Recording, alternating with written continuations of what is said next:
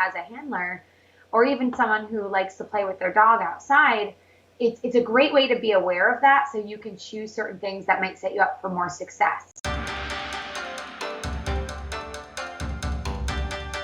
Welcome to the Dog Ninja Podcast. My name is Trevor Smith, and today we have a special guest, Chrissy Joy, and we're going to talk about how cool is your dog and why dogs are so cool. We have some very cool and interesting facts to share with you on this podcast today. So without further ado, hey Chrissy, how's it going?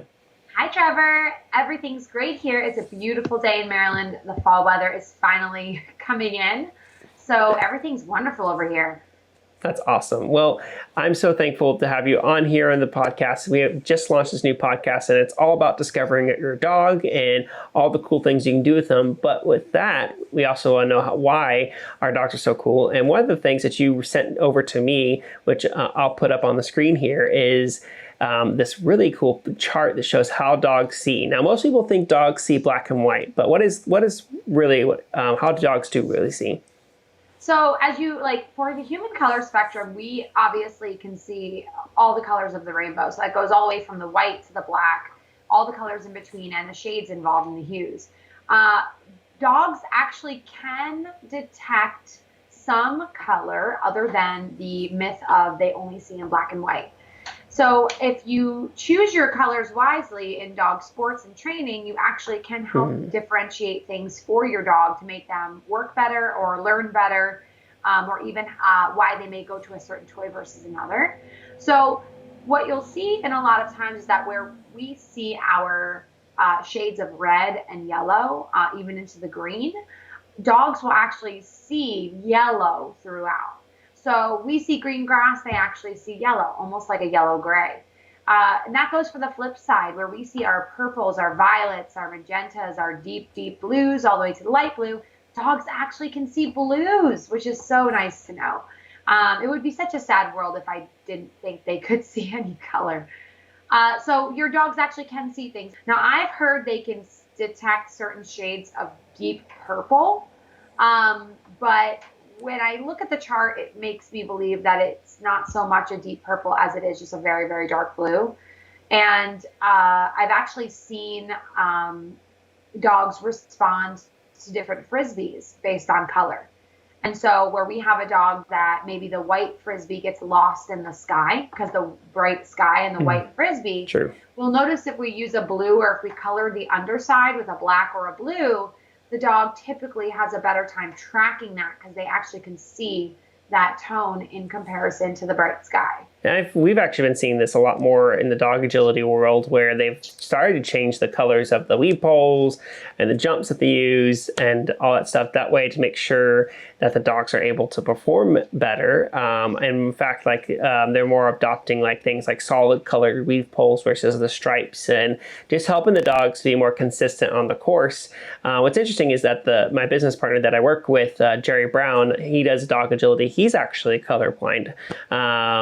And he's not, of course, human color blindness is totally different than dog color blindness, but he gets the chance to kind of see a little bit of what they are feeling. So a lot of times when he's coaching, he sees certain things that, I don't see because of his ability to see kind of similar to what the dogs see. Right. And I'm noticing that we're seeing more of these kind of predominant colors the dogs can see come out into the industry as more of a norm. But also I think that as a handler or even someone who likes to play with their dog outside, it's a great way to be aware of that so you can choose certain things that might set you up for more success. People get frustrated that their dog can't find the tennis ball in the grass, but you have to look at their way, and unless they're detecting it by scent, it looks the same as the grass. So they lose that color, other than if you decided to use maybe a dark colored ball like a blue or something in that realm, or purple or something else that would help the dog detect it better. So it allows you to have a little bit better understanding. It's actually helped me dictate what colors I choose to wear when training my dog. So I am visible to my dog where I need to be, especially if we're doing something fast-paced like agility or Frisbee or even hiking in the trails. That's a very good point, to actually wear clothes or use the toys or lures or whatever you're using to or make it easier for your dog to perform well. I also would want to just kind of caution people too to not really necessarily think of their dog's sight as a disability either, because their sight is enhanced in other ways. Some of this, the way the dogs see color, and the way that their world is shaped is, more based on movement versus just like depth of perception and color. Absolutely. And I agree there. And also we were at a Frisbee competition just about a couple weeks ago. And I was talking to this person discussing the different colors of Frisbees they were handing out, to buy or to give away. And I was like, they were like, well, what color do you want? And I was like, that's a great question. I don't really know. And my friend walked up to me with this app called Dog Vision. And I thought it was so cool. Very eye-opening. And she said, here, let me pop the app open and let's hold the Frisbee in front of the phone so you can see what the dog sees out on the field. And so I pulled up like this bright pink Frisbee and it was yellow. Or I'd hold up like this purple Frisbee and it came off blue. So I was like, that what to me was so informative as far as, well, you know what? This white Frisbee does show up white, white is white. But the purple one was more of a blue, but that's still pretty good for the dog to see. I think it was pink, was almost like it was just a yellow. Or almost like, I think it was a yellow. Yeah, it was definitely in the yellow range. And I decided, up in the sun, in the bright sun, and my dog actually has fair colored eyes, so maybe his eyes are sensitive. I decided to go with the darker tone because I was like, maybe that will help him track it better. So the Dog Vision app was so neat to be able to put something in front of it and be like, that's amazing. That's what the dog sees. But it also made me much more aware of like, okay, what can I do to kind of stack my cards in my dog's favor? That was kind of cool. Speaking of eyes, the opposite end are most things that we think about when dog sees. One of the cool quotes that Dr. Alexandra Horwitz, I believe, said that when a human turns their head to see, they're looking with their eyes, but when a dog turns their head to see, they're looking with their nose, and how incredibly powerful their nose is and how they look at their world through their nose so much more than they do their eyes a lot of times. That is the truth. And I thought that would be really fun to kind of share with the audience today. Not only are our dogs sight hounds and sight-related sensory, they have an incredible nose, more than we could ever imagine. They will greet a room like we will see someone and wave hi, and they greet a room completely different by using their nose. And to me, that's fascinating, and it's not something any of us can grasp unless we had the same capabilities they do, but we know so much about it now. Yeah, and so what are some of the cool facts that you found for us about dogs' noses that you wanted to share? Sure. So let's start with the fact that our dogs have a range of being able to smell odors and detect things 10,000 to 100,000 times greater than us. That's awesome. And of course, there's a range because some dogs are going to be way more perceptive to sensory items, while other dogs were not bred for that, and so maybe a little bit different. But also what I thought was really cool and very special is that just like our fingerprints, a dog's nose is just as unique as a fingerprint on our finger. So the swirls, the lines, all of that is unique per dog. No two are the same.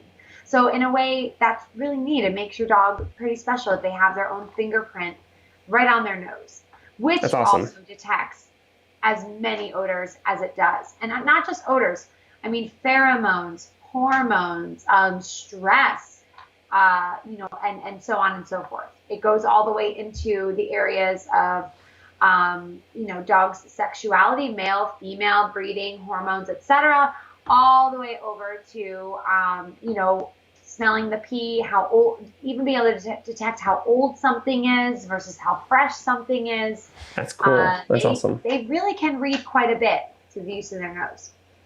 Yeah, and I even know that recently with everything that's going on with the current health crisis, those are listening to this episode, this is during the time with COVID-19, that they've actually been using dogs to find COVID-19, like to be able to detect that. Yes, I think that's super cancers. Cool. They have a incredibly high rate of detecting all types of cancers. And so what you'll see is they'll take a dog on this almost like a carousel of scent boxes, and the dog will just walk around those scent boxes and hit on the positive one. And so being able to utilize our dog's natural capabilities to help in medical science, I think, is something that is just being tapped into, but it's not the last time we'll see it.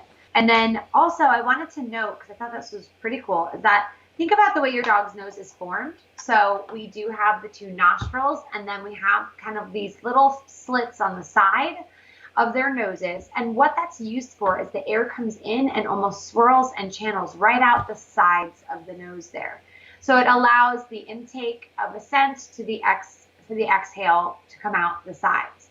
And also there was a study that said that dogs actually can smell with one nostril versus the other as needed. Wow.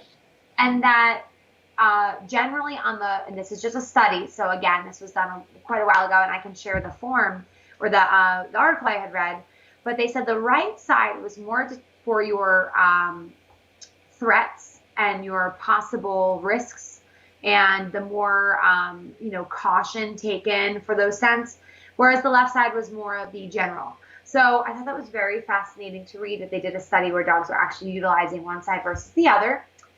Also, a little bit of trivia for you guys. So whenever you meet your other fellow dog friends, you can say, hey, do you know? What I thought was pretty interesting is that they have something called the philtrum. And everyone goes, what the heck is a philtrum? So you know, I've heard of that before. Yeah, it's like the philtrum. It's very interesting. Almost sounds like filter, though, doesn't it? So it does. The slit that's on the bottom of your dog's nose. Every dog has that little slit. It's right by their upper lip, right at the bottom of their nose. And that is actually does not have a clear idea of what it does, although it's very much believed to bring moisture from the dog's mouth up through that channel into the nose, where the nose is able to maintain its moisture. It doesn't like develop moisture on its own.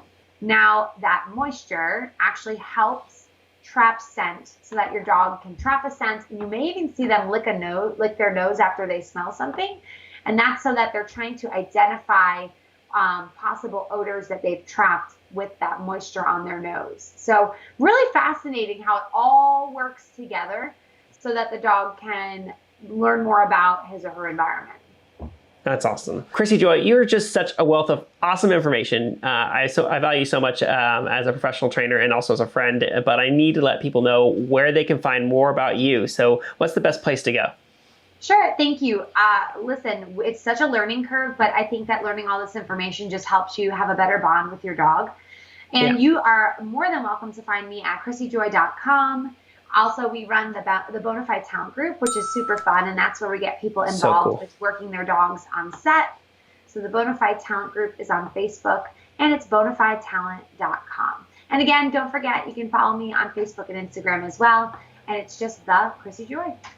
Chrissy Joy has so many cool things. You got to go check her out because she is part of some major productions, movies, televisions, commercials. You've actually probably seen her dogs on some Chewy commercials. So Chrissy Joy, you're awesome. We're so thankful for you to be on here.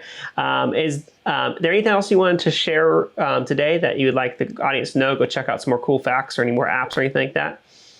Yeah, so I thought I'd leave you guys with some fun information. So don't forget the Dog Vision app. I just think that's going to help you know more about what your dog is actually seeing in their environment. And I think there's a really cool app that I wanted to share with you guys. It's called the Dog Scanner. And that is where you can actually use pictures from your phone, and then it generates breeds that it thinks your dog is. Something so fun. Cool. Who knows how accurate? It's probably not accurate at all, but it's just one of those fun apps that you can take a look at. And you can see if it throws some breeds your way. You might say, you know, I never thought of that. Maybe.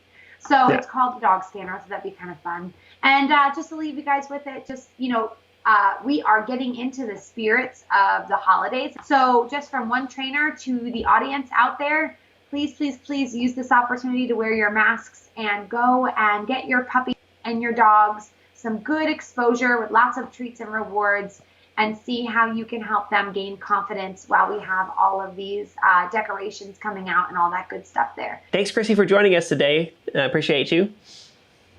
And as always, have some fun with your dogs, and we'll see y'all next time. Bye.